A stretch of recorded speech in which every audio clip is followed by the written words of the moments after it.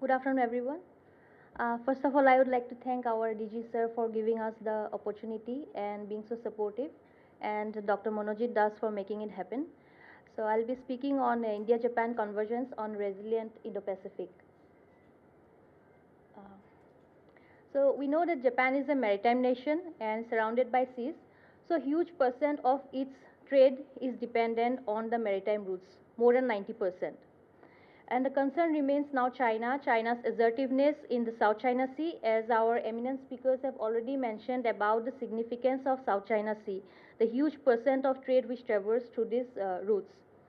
So if there is one country which has been witnessing unprecedented shifts in its security policies in the last 1.5 decades, then it's Japan. We see that Japan has Article 9 which renounces war, but recently it has been observed that the reinterpretation of Article 9 is happening. That means it is expanding the role of the self-defense forces. It is also initiating its security legislation, proactive contribution to peace, and right to collective self-defense. The most significant one, I would say, is the National Security Strategy, which came into being in 2022. Here, Japan clearly mentions that the threat comes from China and North Korea.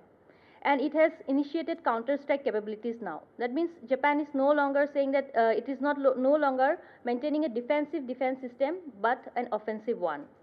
And it has also focused on strengthening its relationship with its like-minded countries. That is, one of them is India, of course, and pumping in a lot of money, especially in terms of developing its advanced technologies, including artificial intelligence, cyber defense, hypersonic weapons. And previously, Japan's defense expenditure was somewhere around 1% or less than 1% of its GDP. But currently, it has rose to 2% of GDP, which is mentioned in the National Security Strategy. And where is India? Of course, we believe in strategic autonomy, and today we also believe in multi-alignment, like Sir mentioned about multilateralism, which is very important.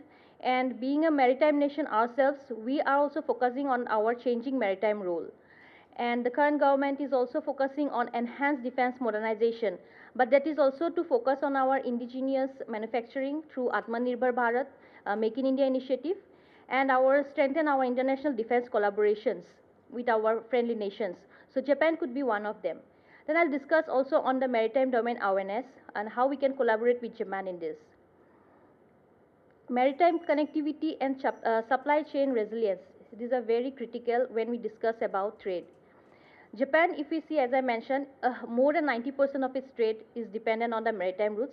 99% of its trade, which also includes critical minerals like lithium, cobalt, rare earth, they actually come from Australia and Southeast Asia, which makes the sea lanes of communication of South China Sea extremely important. And they also pass through the choke points of the Strait of Malacca. Now, securing these maritime corridors has become very important for Japan. India also, if we see, we are a country who is heavily dependent on the maritime trade routes, because 95% by volume and 70% by volume of India's trade relies on these routes. 85% of India's crude oil also imported through the Strait of Hormuz. And our critical mineral dependency is also huge on these routes, especially that we are dependent on Argentina, Chile, Australia, on lithium, cobalt from Democratic Republic of Congo, for our clean energy and electronic industries. So that's why we see that there is a strong need for a resilient and diversified maritime supply chain, and there is no doubt that these two countries can collaborate in these areas. So starting with Japan and India Vision 2025, we already have a special strategic and global partnership, which was signed in 2015 and clearly mentions that the significance of the security and connectivity of the maritime security and connectivity. So they also have the two countries also look into partnership of quality infrastructure, that is a smart port and smart island development, especially in Andaman and Nicobar Islands, and connectivity ports, construction of ports in Myanmar, Bangladesh, Sri Lanka, including Africa. The Asia-Africa Growth Corridor is one of them. Expansion of bilateral naval drills focusing on Bay of Bengal, Andaman Sea. Indo-Pacific Ocean Initiative was launched by India in 2019, which has 7 pillars. Out of that, trade connectivity and maritime transport is led by Japan. Here also we discuss on how do we enhance our port infrastructure, shipping networks, etc. But how far they are successful? Have we progressed enough, or have we progressed at the pace we should have progressed? But there is a halt on this because of certain security concerns. As we know, the kind of armed conflicts and the civil unrest which is observed in countries like we had in Sri Lanka or Bangladesh, we have seen. So the level of progress is not that much as it was expected. Land acquisition remains a concern because to build infrastructure, securing land is necessary. So that is also on halt. One of the most key pillars while discussing is maritime domain awareness. Previously also MDA has been discussed. I would not go much into detail, but gathering information, sharing data, and enabling military decisions, MDA remains very crucial. Also keeping China in mind, of course, and IPMDA sir has mentioned already, which was launched in 2023, and it is extended to the Indian Ocean region as well. So both the countries look towards being part of the Quad. Both the countries look towards collaborating in MDA. But to have an enhanced MDA, technology's role is immense. Without technology, we cannot do much. Technology is an enabler, especially use of advanced technologies. Satellite-based tracking, we need to utilize commercial satellites, especially for vessel identification. Then information fusion centers, of course, in terms of data analysis, it is crucial. We have IFC-IOR. We had speakers coming who came and who spoke on it previously also. And Japan also has something like IFC-IOR, which is known as Japan's MDA situational indication linkages. But the level of collaboration which should have been there between the two fusion centers is not that much. So coordinated practice is required for the two countries to collaborate. This is one of the important aspects, I believe. Then we already have a MOI signed between the two countries on unified complex radio antenna last year in November 2024. So this is for the first time a level of co-development and co-production happening in terms of defense equipment between India and Japan. There has been discussions which were going on since the last 2 years. So last year an MOI is signed, and both the countries are very hopeful that probably we'll do something good about it. So stealth technology, if we discuss, it is Japan is quite advanced in terms of stealth technology, and Indian Navy is also quite hopeful that it will help in Indian Navy's warships and submarines. But roadblocks, obviously challenges do exist when we talk about MDA also. No country would want to share its sensitive data, mostly due to its national security concerns, and technological gap exists between the two countries. Japan has been a technologically advanced country since 70s, 80s. So we are on our way, we have started, we are evolving in our process, and we need to work on our infrastructure readiness. So this is one area where we are lacking behind. Then funding and resource allocation obviously is there, because large-scale MDA infrastructures are quite capital intensive in nature. So we have that financial constraint. Then operational coordination. The diverse maritime agencies of the two countries need to harmonize a lot. Still, we do not have that level of collaboration or coordination which should have existed. Now, recently we came up with something called MITRE, Maritime Initiative for Training in Indo-Pacific. It is a Quad-led initiative, and India is also playing a very crucial role in it. Training remains very important here. It is mostly said that MITRE could complement the objectives which MDA speaks about, because trainings are involved here. Now, how do we collaborate in this initiative? Japan is known for its simulation-based trainings. It uses advanced technologies, including AI technologies, and considering the fact that it suffers from natural disasters, including tsunamis, the JMSDF and Japanese Coast Guard have always conducted regular multi-agency drills, where they have used these simulation platforms. And so there is a strong potential that the two countries can collaborate, at least to co-develop training modules and regional simulation centers. MITRE also supports India's Sagar and FOIIP vision, And that the fact that we want to become Vishwa Bandhu, I think this is one of those important aspects where we can collaborate and we can show our maritime leadership. Discussing and talking about MDA, Maitri, and we are discussing about geopolitics. But the role of technology can never be denied. The role of technology is immense. So I'll speak a little bit on what are the areas where we can discuss, we can collaborate, we can co-develop and co-innovate. So the Tokyo Declaration for India-Japan Spatial Strategic and Global Partnership has happened in 2014. Here, the two countries mentioned that will collaborate on our defense equipment and technology, especially transfer of technology (TOT), and maritime domain was one of the aspects where they mentioned that on maritime technologies also will work upon it to ensure a stable Indo-Pacific. In the same year, 2014, Japan also came up with these 3 principles on transfer of defense technology and equipment. It will transfer technologies to the countries which it believes to be friendly nations and like-minded countries, or which will not create any kind of instability for international peace and security. The very next year, 2015, we signed an agreement for transfer of defense equipment and technology. Article 1 clearly mentions about collaborating in providing defense equipment and technology. Article 2, we have joint committees developed. In 2020, India-Japan also signed the acquisition and cross-servicing agreement. This is mostly for logistical support.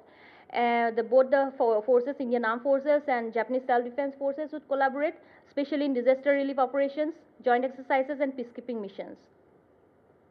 Now, slowly and gradually, we are also trying to collaborate the defense agencies. Like we have DDP in India, Japan also has the ATLA, and both the agencies are trying their best to involve the governments in the defense sector and promote equipment collaboration, and not just defense equipment but dual-use technologies. So we have already launched the first project, which is in the area of robotics. Cooperation between ATLA and DRDO is also observed. Now I want to mention 2 deals which we actually tried our best, but it did not happen. India wanted to acquire the Shinma class of US-2 amphibious aircraft. It was sometime in 2016 when it happened between Prime Minister Narendra Modi and the late Prime Minister Shinzo Abe. But after 2-3 years of negotiations, everything, finally it couldn't happen. So here are few reasons why it not happen. High cost. Of course, when it was decided, when it was initiated, the cost was different, but the long term of negotiation which took, the cost increased. Make in India. So India actually wanted it to happen, manufacture it domestically under its Make in India initiative, but Japan was a little reluctant about it, that it did not wanted to transfer its technology, and yeah. So another reason was Japan's export regulations and policies are still evolving. No doubt they're mentioning that we have these 3 principles on transfer of defense technology and equipment. But actually, if we see, then their regulatory frameworks are very strict. They have a little bit of few hurdles in their bureaucratic system as well, and very cautious about export control. Long procedure. So this is also we have seen in India as well, like the process from raising an RFI to receiving the final delivery, it takes a long period of time. Sometimes it can take even a decade. So this was the reason. Slow procurement sometimes lead to makes the technology obsolete, and it prevents from providing the latest technology for the warfighters. Strict compliance in documentation and requirements. Of course, we want our documents to be very meticulous in nature, so that we prevent corruption and there is transparency. So this also takes a long time, and eventually all these factors contributed, to not happening of the deal. Indian Navy also tried and sent RFI to Mitsubishi and Kawasaki for the ultra quiet Surya class of submarines. Here also we weren't successful. Nonetheless, we are hopeful. 2 deals did not happen. Doesn't mean we will stop. So we are still initiating. ATLA members visited the Mazagaon docks shipbuilders recently. They are mostly discussing on undersea platforms, and they want to co-develop probably the cutting-edge robotic solution. And the 2+2 Foreign and Defense Ministerial meeting also is happening, mostly for underwater surveillance systems. The naval exercises, of course, they are discussed previously, Malabar exercise, Milan exercise, the bilateral exercise, Japan-India maritime exercise. One significant aspect here is that they are initiating drills for anti-submarine warfare. And India's advanced aircrafts are involved, India's destroyers and Japanese destroyers are also involved here. Now, the two countries are also working upon ship maintenance, and India is quite welcoming about Japan's presence in the Indian Ocean, considering China. And there is a comparison I have mentioned here that China's naval expansion is happening very rapidly. China is building 148 naval ships in a decade, whereas which is equal to the entire fleet of India or Japan during that period. The role of Coast Guard is equally important. I wouldn't discuss more, I don't have time. So of course MOC has been signed between the two coast guards, and both the parties are working equally to promote cooperation in the Indo-Pacific. Of course, the Indian Navy's response to Alondra Rainbow incident was known to all of us, how India demonstrated its capability to combat piracy and enforce international maritime law. So these are certain roadblocks, as I have already mentioned. There is lack of transfer of technology and regulatory misalignment, as in India's defense acquisition procedures are multi-layered in nature. On the other hand, METI also has its own way of doing with things, which is little complex in nature. So to come into an alignment for both the parties becomes a little difficult, ultimately leading to an unsuccessful deal. IP protection and IP sharing. Japan is very conscious about its IP sharing. And I think this is one area where both the governments need to work on. Government to government backed mechanisms are important. Again, Japan is very much independent on the US military hardware. So transferring an equipment to a third country again becomes very difficult. Now, regional focus mismatch is there. We focus on the Indian Ocean region. They focus on East China Sea and South China Sea. So this is one of the mismatches. Infrastructure gaps, which I have mentioned already. Joint actions for a resilient future. Yes, first, I think both the countries need to work on an equal footing, especially when it comes to finance mechanisms. It's not that India is very much interested and Japan is not, or the vice versa. We need to be on an equal footing. Expanding defense industrial cooperation under Quad framework, co-development, co-production, and the co-innovation is very crucial. Diversify our import partners. Of course, we import, mostly we are dependent on US, France, Russia, Israel. I think we could even divert our focus towards Japan, and vice versa for Japan as well, because Japan is also very much dependent on US. And we already have a strong political will today. So both the governments could collaborate, especially we can focus on research and development. Now, there is a huge market for high-end technology in India. Indian government is allowing 74% FDI in the defense sector through the automatic route and 100% in strategic cases. So I think this offers a very conducive platform for the Japanese companies to invest. And strengthen IP, yes, IP co-ownership I have mentioned, also for dual-use export norms. Yeah, here I would conclude by saying that we have a lot of potentials to collaborate between the two countries, especially under platforms like Quad, and we can unlock untapped opportunities to ensure a resilient Indo-Pacific. Thank you.